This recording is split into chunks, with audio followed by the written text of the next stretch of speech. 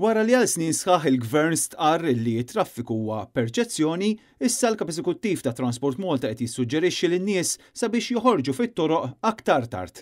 Dan ħalli tonqos il-konġestjoni ta' traffiku fit-toroq tagħna. Permezz ta' filmati li ppubblika u stess fuq il-midja soċjali, il-Kap Eżekuttiv Jonathan Borg appella lin-nies sabiex fejn hu possibbli jużaw it-toroq aktar tard fil-ġurnata, filwaqt li s-sewwieqa għandhom jagħtu priorità lit-trasport tal-iskejjel. Nissuġġerixxi biex l-ewwel ftit sigħat ta' filgħodu inkunu aktar kawti u attenti fis-sewqan, fejn nistgħu nagħtu priorità lit-trasport tal-iskejjel u fejn inkun possibbli nużaw it-toroq tagħna aktar tard u dan għal ġid u r-rispett lejn kulħadd. Fil-video li ppubblika, Jonathan Borg ammetta li pajjiżna qed jaffaċċja livell ta' konġestjoni ogħla minn normal.